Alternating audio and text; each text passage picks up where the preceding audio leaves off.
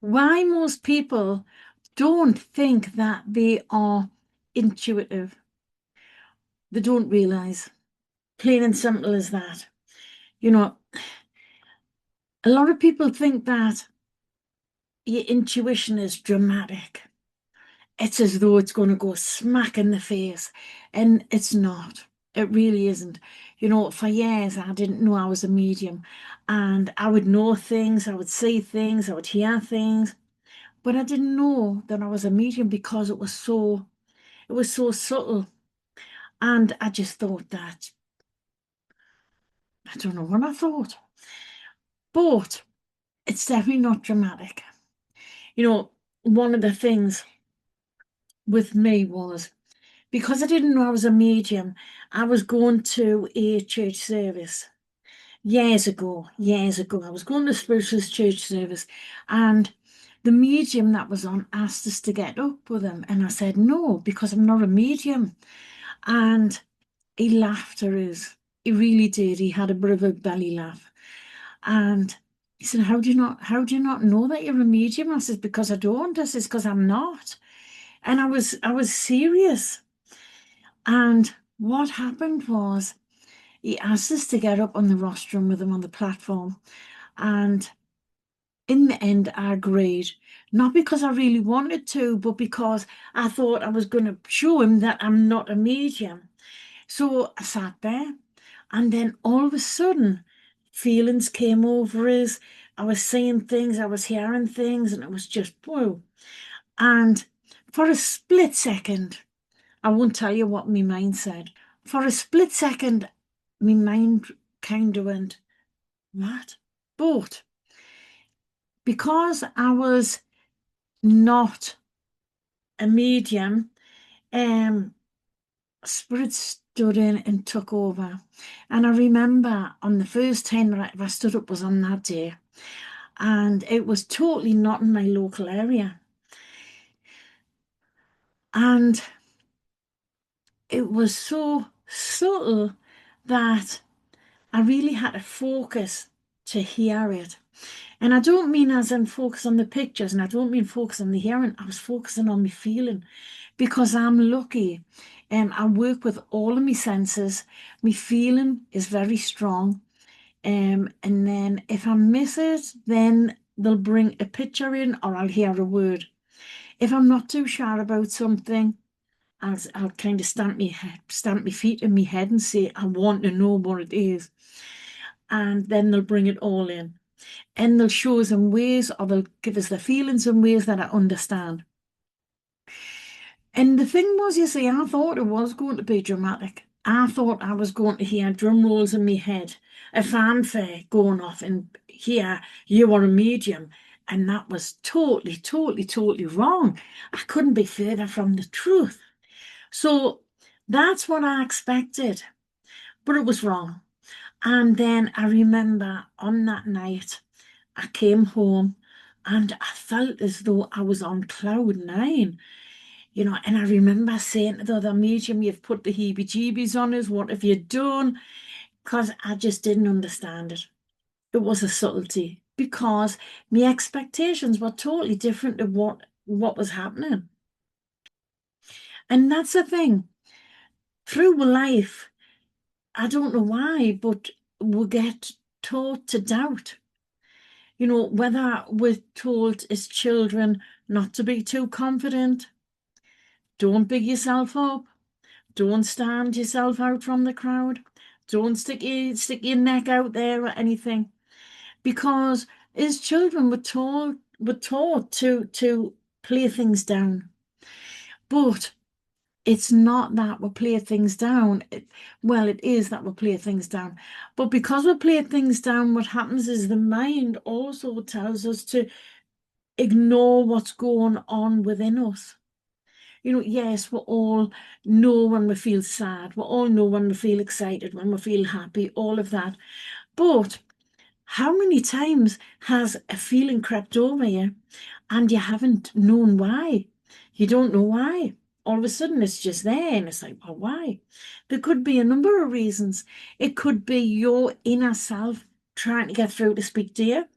to say, I'm here, listen, I'm your intuition, I'm your gut instinct, listen to me. Or it could be that you stand in a crowd of people and you could be connecting to their loved ones without even realizing it. You could be picking up on how they are feeling. There's many different reasons for that. And when we talk about awareness, there is a trust attached to the awareness. And trust doesn't happen overnight. It really doesn't. When I was, as I say, when I first still didn't fully know that I was a medium. But on that first night, when I came home, I got a phone call off another medium who had heard that I just took a service, and they asked us to take a service. And I said, oh, can I think about it? And what they did was, tut tut, what they did was, because, you know, mediumship isn't about ego. It's not about standing up and saying, I can do this, I can do that. That's the ego. And when you're working from the ego side of things, there's a rush. You bypass a lot of things, and you bypass personal growth, because personal growth is what helps you to become a medium, what helps you to develop your abilities. Now, I'm a massive big believer in personal growth, because personal growth is exactly how it worked for me. And when I say to people, if you practice personal growth, you just don't know how far you can go. A lot of people think that I'm talking in miles. I'm not talking in miles, far from it. I'm talking about the level of evidence. I'm talking about the big difference between you're going to be drinking a cup of tea in the next 6 months, you're going to be having a haircut in the next 2 years, and there's also going to be a birthday this year as well. That isn't, that isn't a developed medium. That is not someone who has put the time and the energy and their passion into developing the mediumship. But when you do practice personal growth, what's happening is you're opening your mind up in many, many different ways to be able to make better connections.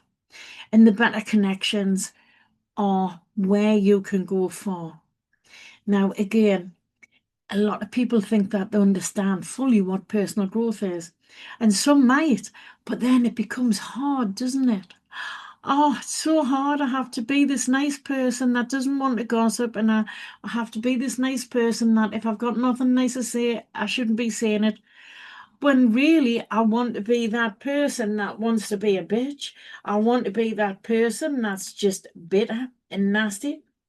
Now, we've all had times when we've been like that. Believe me, I've been there myself. But personal growth is about being consistent. It's about moving the mindset around. Because one thing with mediumship is this focus. And I don't mean focus as in with the eyes. I mean focus with the inner eyes, focus with the inner feeling, focus with the inner hearing as well. Now, also, because development actually works, the more we peel back the layers, as I say to people, it's like peeling back the layers of an onion. If you peel back the layers of an onion, you get to the closer and closer and closer to the heart. Now, with mediumship, it's the same thing. If you practice personal growth, then what's happening is you're not only having healing for yourself, facing things that you might not want to face. So, for example, when I was 11, a long time ago, I know, when I was 11, I went up to high school and I'd had a best friend all through school. And when we went to high school, as you do, you make new friends and you have new experiences. So one particular day, it was lunchtime, and a lot of the new friends would go across to the shop outside of school for their lunch. And it was a little bit naughty because you weren't supposed to leave the school grounds. no doubt some of you would have been through that as well. You weren't allowed to leave the school grounds unless you were going home for lunch. So this day, I just wanted to be a rebel. I wanted to go I wanted to go to the shop and have my lunch. And the funny thing was, what we used to get for lunch was a half of uncut bread and 2 packets of crisps, and would pull all of the dough out the middle of the uncut loaf and would fill the crisps up, and that would be a sandwich. Because one of the shop that we used to go to was a baker's, so the bread was lovely and fresh. Sometimes it was still warm as well, and they put butter in, and oh, lovely. My mouth's watering even thinking about it. So this day I wanted to go there, and my friend, she couldn't leave the school. She couldn't leave the school because her school lunches were paid for. So I'd said to her, I says, I'll go across the shops. I'll be 20 minutes. I'll see you when I come back. I says, it's not as though you haven't got friends to sit with. And this had went on, and I'd been keep saying to her for about a week beforehand, I want to go across the shop. And she kept saying, oh, well, stay here with me. So I had been staying there with her. But on this day, I decided to do something that I wanted to do. So I went to the shop. We all came back, and I'd said, I'll meet you on the school field. And I sat on the school field where she was sat, and she's never, ever spoke to me again. And she told friends of ours that I was a nasty person, that I wasn't a good friend, and blah, blah, blah, and all the rest of it. And you know something? For years, I had that at the back of my mind. I would feel guilty, and I wouldn't know why. And then I really started practicing personal growth. I really started practicing personal growth. I actually had a mentor who was kind of really keeping me accountable, because it's so easy to say, oh, not today, I'll have a day off. Next Monday, I'll start again. So I went into, I really started personal growth. And you know something? Even just a few years ago, I was meditating, and those thoughts kept coming up, that scenario kept coming up. And I turn it round and turn it round and turn it round. And I thought, why does it keep coming up? Now, there was a situation going on in me day-to-day life as well that was very similar, but I hadn't understood it. And actually, what happened was, when I was keep saying this in meditation, I would go back into meditation. Why am I saying this?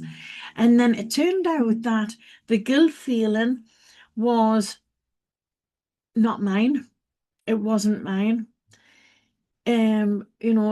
How many times have we chose to do something for ourselves?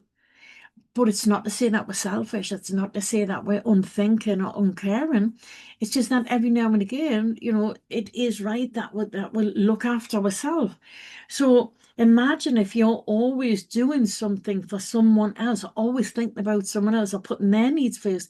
You have to think about your needs. And that was one of my needs. I wanted to be a rebel for the day, and that was it. So I got my head around that, and that scenario stopped coming into my meditations. I stopped becoming aware of it. And also what happened was, it helped us to deal better with the situation that was going on in my living life as well, because I was able to get my head around it. So that's the type of thing that personal growth can help you to do. And that was like a weight off my shoulders. That was really like a weight off my shoulders, because for some reason it would just pop up and I wouldn't know why. And I'd think, why is that coming up now? And I'm talking, 30 years had gone past.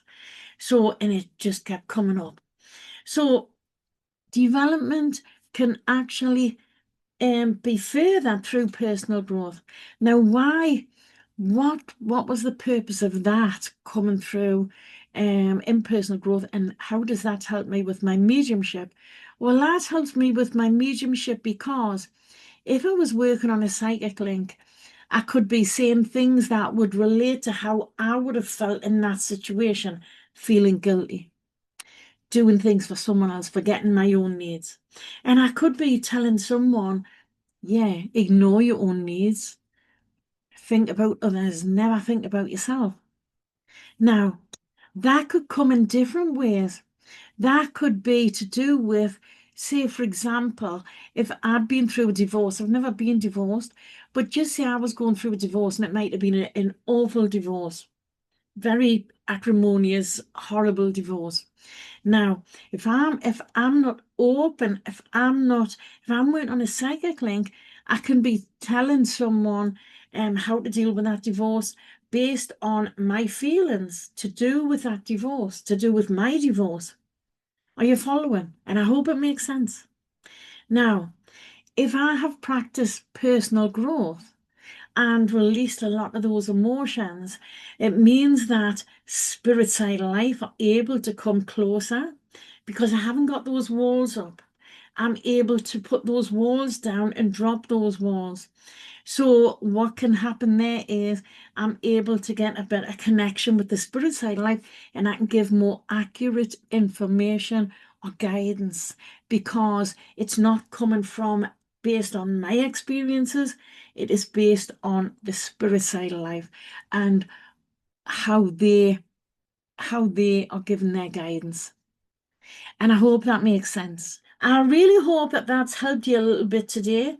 If you've got any questions or comments, pop them in the comments. Feel free to subscribe. And if you feel as though you know someone who would benefit from that little bit of knowledge, feel free to share the video or tag them in the comments. And I'll say thank you very much for listening. I'll see you soon. Bye for now.